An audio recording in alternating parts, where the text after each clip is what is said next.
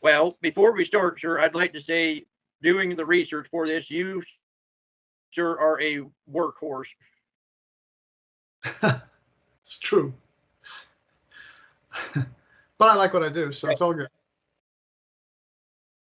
I was going to say, from all the research, from everything you've done in the past, it like so much stuff in so many years. But before we, I like to start this always. Tell us about the your like early days, like where how like start from the beginning if you don't mind. Okay, well, that's a long time ago. Um, Mm-hmm. in the days of dial telephones, you know. Anyway, so I did theater when I was a kid, and I wrote my own musicals in high school and staged them with friends and stuff. I was in a lot of plays and things. I loved movies, loved Disney, loved Errol Flynn, loved Gene Kelly, loved musicals, loved animation, loved Disneyland. Disneyland opened when I was about, I don't know, 5 or 6 years old, and me and my older brother, he was 5 years older than me, we couldn't wait to get there. We watched the Disneyland show every week, and we're always like, when are we going to Disneyland, Dad? And this, when it opens, when it opens, you know. And so when it opened, we went, and I remember telling my mom when I was a little older, we'd go there like once a year. I think when I was like 10, it was time to leave. The sun was going down. We're going home, and they're at Main Street, and I just stopped and I said, Mom, can't we just like live here? Can't we just get a house here? Because in my mind at that age, you look at Main Street and you think, you know, why can't we just get a place? So so early on, I liked action adventure movies, and I liked Jason and the Argonauts, and I liked Disney and Disneyland and theme parks, and I mean all this stuff. And as I got older and into junior high and high school, not only was I doing musicals, but I was doing Shakespeare and Moliere and Ibsen and Pinter. So it's weird. I really had this two-faceted thing. I did a lot of serious reading of classic plays, and was in some classic plays, Moliere, and also, you know, read a lot in high school and college. Really was a big fan of fantasy epics, you know, Lord of the Rings and Dune, and since then I've read, I don't know, so many of these things. So all of that's in my head, and I guess the short version of this is the path that I was on took me into. I had a talent for writing, and writing has always been my fallback because I can plot things out. But as a director, I directed for stage and directed films and wrote screenplays. I'm a WGA member and a DGA member. Produced shows. I've done every kind of theme park attraction you can think of: dark rides, water rides, shows, 3D shows, 3D. I basically invented the 3D 4D medium with the Sensorium back in 1981 or so, and then improved upon it with, as you know, T2 3D, and then the Spider-Man ride. And there's a whole, you know, arc there of how that all developed. And then along the way, also, you know, got pretty involved with the design of entire theme parks and resorts and hotels and casinos and Caesar's Palace and the Forum Shops. So it's quite a variety of things, but I think the guiding light for me is to do projects that interested me and that I thought would be unique in some way. And we're always trying to reinvent the medium. I guess I realized about halfway through my life that my instinct was, if everyone was zagging, I wanted to zig, and if they were zigging, I wanted to zag. I wanted to always, you know, set a direction, not follow. I didn't want to follow. I wanted to lead, create new things, whether it was in retail or resorts or hotels or theme parks or attractions or whatever. So, and what has stood me well, if for whoever your listeners are, is, you know, reading a lot, watching movies, all movies, new movies, old movies, movies that appeal to you, and seeing live events, live stage shows, all these things fill your computer. You know, that's all those years I was doing that. I wasn't thinking that I'm filling my brain with all this different input, but it's really important to have that kind of input, and then to be able to try and look ahead at what might be next. And you know, we didn't call it immersive back when we were doing Caesar's Magical Empire and we were doing T2. We called it environmental theater, which that was the term back then. Environmental theater is when you were in it and the show was around you, not just on a stage. So immersive is the new term, but I guess immersive would appeal to a lot of what we were doing before they called it that. But in recent years, as I'm thinking about things, I think what really saved me is my ability to understand writing and structure, Act One, Act Two, Act Three, and all those kind of things. Because it's different rules for theme parks. Because theme parks, you're telling a story either on a moving ride, or in a shorter show, you have 12 minutes or 15 minutes or 18 minutes at most to tell it some kind of story. It's not 90 minutes or 2 hours like a Broadway show or a movie. But understanding story structure and understanding whether you're going to communicate that through dialogue and characters or through, as Mark Davis told me when I was very young. Mark Davis said, when I had I'm jumping all around, but I had the great experience of Mark Davis walking me through the eye-level model of the Western River expedition. It never got built, but it was completely in 1-inch scale in the shop behind Imagineering and in the big warehouse there that's part of Imagineering. And and he told me because basically the boat makes you the camera, and so you reveal new things by the way that you come around a bend or you go under and you go over. And so it's kind of acting like a camera would. And then you have to pose things in a way that is immediately recognizable because you're not going to see it for too long. So what he was saying is you can't tell a story in a dark ride the way you would in a movie. You can't have a lot of dialogue and a lot of stuff going on because everything's so visceral. So you have to kind of see it and sense it immediately. And yes, you can have a few lines, you can have a few things that help create the ambiance and convey the moment, the dramatic or comical moment of that thing. But you can't, try and narrate a real story on a ride. And there's rare exceptions to that, but there's always exceptions to every rule, always, but generally speaking.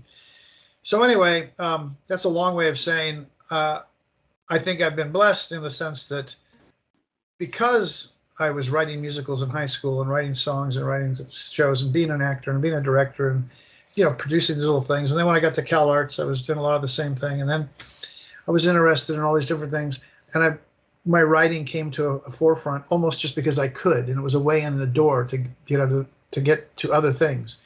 But the writing has stood the test of time because it has formed a way that I think in whatever medium that I'm working in. And it's much more intuitive than technical. So I guess what I'm trying to say in a very short period, which is already longer than I thought it would be, is I would say I'm a jack of all trades and master of none, but I think actually I'm a master of combining all of those things. So rather than I'm a great writer or I'm a great director or great this or great that, I'm really good and great at being able to bring all of these diverse elements together with a talented team around me who help to execute these things and to bounce ideas off. And be able to create a vision that brings things to a head and creates what I hope is something new. Everything that I do, I try and create something that people go, wow, that was cool. I haven't really seen that before. I haven't really experienced that before. And that, I think that's missing a lot from our industry right now. There's a lot of Me Tooism, just like this is a copy of that ride, but with a little difference, and that's a copy of that ride with a little difference. And I really, people say, you're so critical. I said, no, you have to understand, there's nothing I like more than going into a themed attraction and coming out going, that was awesome. And the last one that I did that on that wasn't mine, there were two actually, and for two very different reasons, was in China. It was the Pirates ride. There is a blow-away ride that you just go, okay, that was really cool, And totally different coaster, the Tron ride. For a coaster, the Tron, I could go into all the details of why those two things are really quite excellent for their respective mediums. But they really hit all the beats for me, and they were different enough and unique enough that I thought, okay, those are really, really, really exciting. There's other things too, but those are two that stood out to me, and the most recently. So I don't know if that's what you wanted or not, but there's kind of a general set the ground level, I guess, for things. Well, I think you already answered my next question is, did you always have an interest in the amusement and theme park industry before you got into it, like in your early years? Well, because I was going to Disneyland once a year with my family, yes. But as a kid would, like when I was 10, 11, 12. And I'd start designing, like my my big thing was after seeing the Pirates of the Caribbean. I think I was in the 8th grade when that came out, and that blew me away. It was like, okay. So then I started planning the Knights of the King Arthur and the Knights of the Round Table dark ride, and I would do sketches on the back of my school papers and stuff, figuring out what scene would go where, stuff like that. So I had an interest in it, but my goal was always to be a director of motion pictures. That's really the path I was on. But I had a great love of animation. I had the original Art of Animation book by Bob Thomas that was sold at Disneyland at the Art of Animation exhibit that was in Disneyland when I was a kid. I came from a lower middle class family. We did not have a lot of money. And that book, I think, was $3.98 at the time. And my parents felt that they probably couldn't. I really wanted that book. And they were really debating whether they were going to buy it. So whatever that means. But that's when Disneyland was, I think, is probably $1.50 to get in. And then you could get the multiple ticket book, and all that kind of thing. Maybe it was $3 to get in back then. I don't know, but it was. But I convinced them to buy me that book, and I read that book cover to cover several times. And I always remember that picture of the 9 old men in the sweatbox, and I knew them all. And then I knew what they had drawn. So the time before they had fans, I was a fan. And then I found out, I'm from Santa Barbara. I found Les Clark, one of the 9 old men, he had a second home in Santa Barbara. I read that in an article. And I was like, oh my God, Les Clark lives in Santa Barbara. So I got the white pages out, the the phone book, Mr. and Mrs. Les Clark. And I called him. I couldn't drive yet, so I think I was in the 8th or 9th grade. And hello, Clark residence. Is this the home of Les Clark? Yes, it is. May I help you? Oh, is Les Clark there? And she goes, yes, he is. May I help you? So, I was wondering if I could speak to him for a minute. Les, it's for you. He gets on the phone, and he's great. And I tell him I'm a big fan, Sorcerer's Apprentice, and I name off all the things that I knew he had, animated. And he said, well, you should come up to the house one weekend. We're up here on the weekends. Why don't you come up? And, so I came up, met him. He invited me to come down to the studio.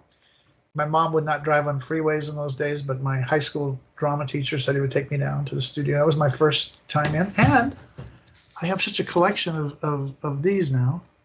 There we go. This is the old visitor's pass. This one is Ed Hansen, he signed for that one. This is Ollie Johnson. Ollie Johnson signed me on that day. Ollie Johnson. Bill Anderson, the producer of Mary Poppins and all kinds of other films, he signed me on that day. This is Frank Thomas, one of the other 9 old men, along with Ollie Johnson. So, I'd go there, and those passes me, and I'd go in there, and I was like 9th grade, 10th grade. Then again, when I went to CalArts, I would go visit as much as I could.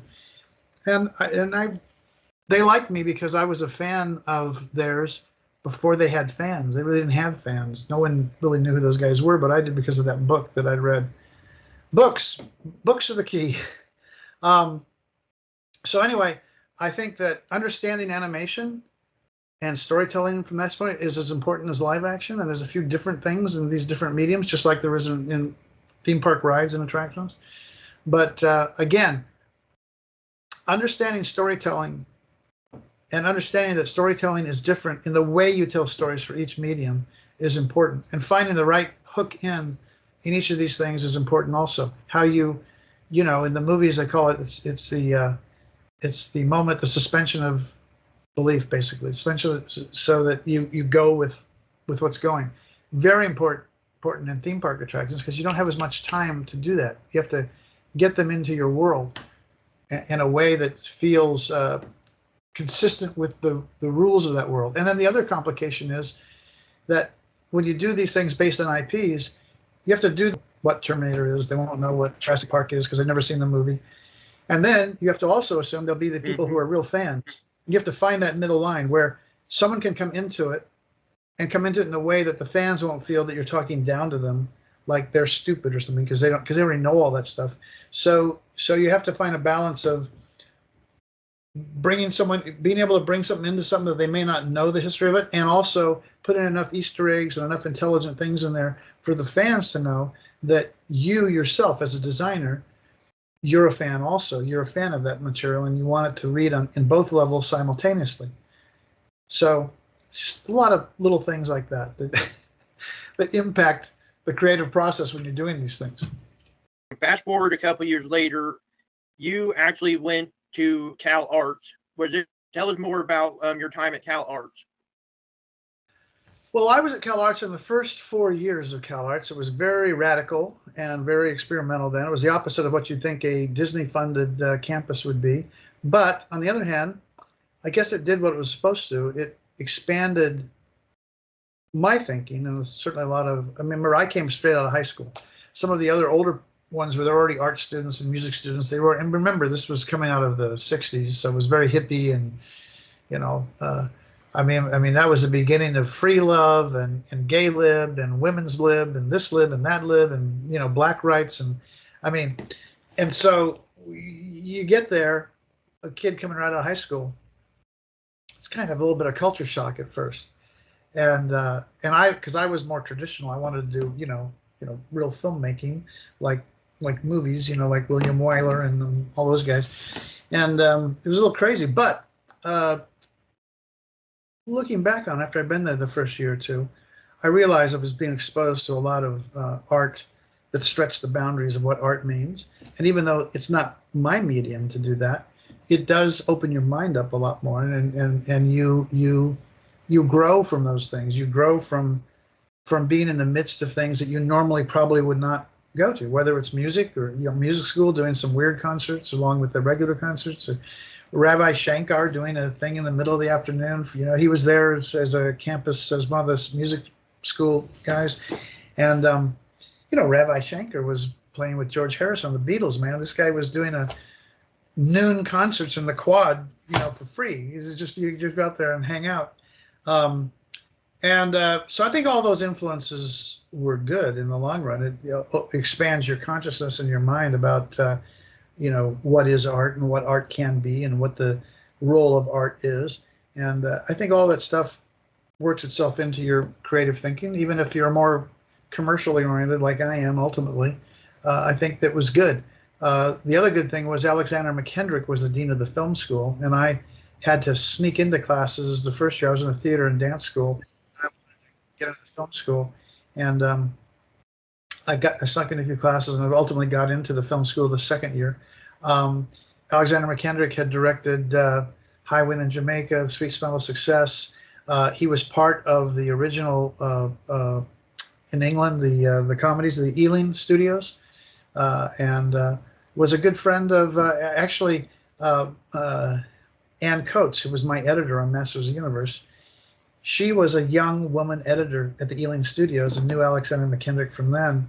And, you know, she went on to, she was the editor for Lawrence of Arabia.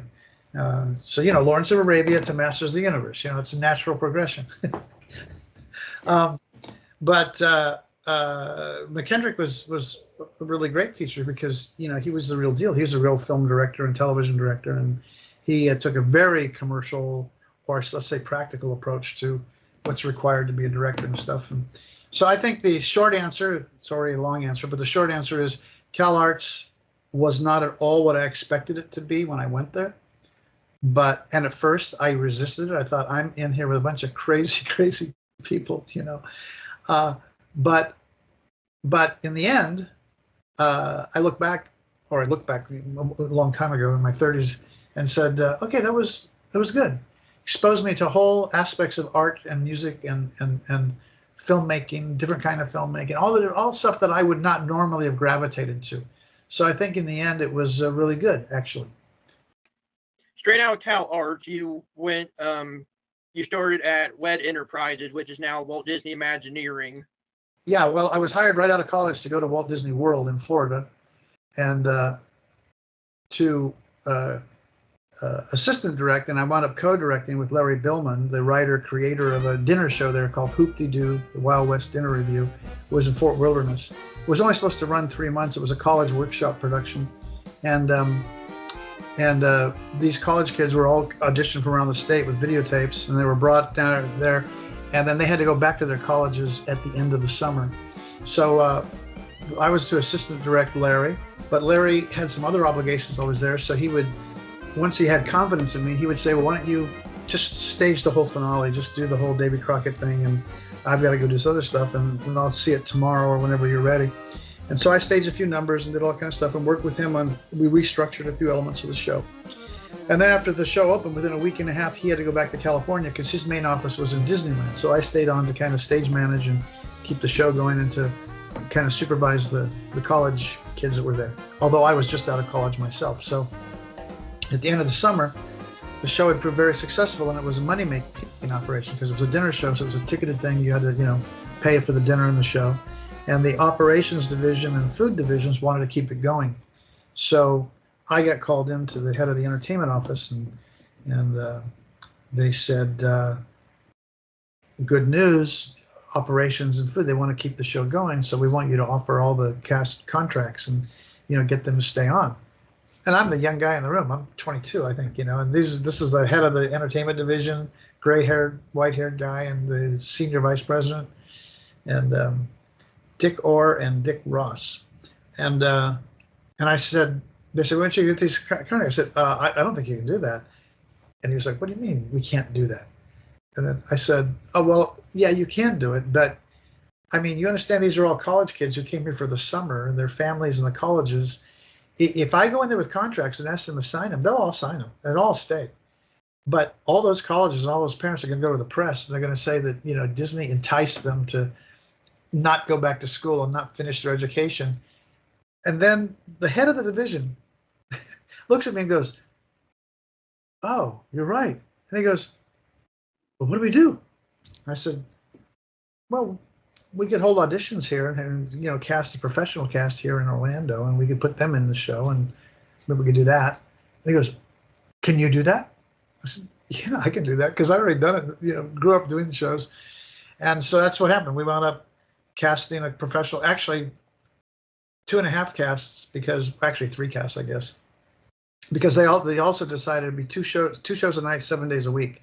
So 2 shows a night, 7 days a week. You have to have 2 complete casts and a few standbys just to make sure you're always covered on a 7-day-a-week schedule. So we did that, and we put it up, and it's been running ever since. It's just celebrated their 50th anniversary. 50th anniversary a week ago, September 5th, I think, of 1974. So that is a long-running hit. And then, besides the Hoop-Dee-Doo, yeah, so from that, then I also did a few other things while I was there, the Space Mountain opening and some other stuff. But then I was offered a position in Imagineering. That's a whole nother story, but it's a funny story. But anyway, I left Disney World and went to work. I was out of Disney World on a Monday, and one Monday later, I drove back across the U.S. in my car, and I started up at Imagineering. Yeah, and I was at Imagineering at the best of all possible times. I worked with all the guys that designed Disneyland and Walt Disney World. I worked with Mark Davis. Mark was my mentor. Mark Davis and Herb Ryman were really my 2 main mentors. And then also Colin Campbell and Claude Coates and John Hench and Big Al, Albertino, Exitencio, Bill Justice. I mean, all those guys. And it's amazing when I tell people now, because it's such a, thousands of employees at Imagineering now. But when we were in the middle of doing Epcot and the World Showcase, which is when I got there at the very start of all that, there were 20 creative people, a lot of other people that supported it, and there were architects and stuff, but it was, it was Mark Davis, Claude Coates, Albertino, Bill Justice, Exitencio, Herb Ryman, Bobby, Robert McDonald, they brought up Tony Baxter. Tony was in the model shop, but they brought him up during that period. He's about 5 years older than me. Rick Harper, the young guys other than Tony were Rick Harper and Alan Coates, Claude Coates' son, and Phil Mendez and myself. So that's 11 or 12, right? We're 12. And then there was George Jensen, did the future stuff, Tomorrowland stuff. And then Claudio Mazzoli came in from Italy. And I'm missing 2 or 3 or 4. But 20 of us were basically, they brought back 20,000 Leagues, production designer, can picture him, I'm blanking on his name. But anyway, yeah. And we were doing all the pavilions, all the Epcot concepts, everything. John DeCure Sr., they brought him back from retirement too. So, but it was a great time to be there because, you were in and out of meetings. You were in this meeting for that, this meeting for this one for that. It was great. It was really, really a cool time, actually.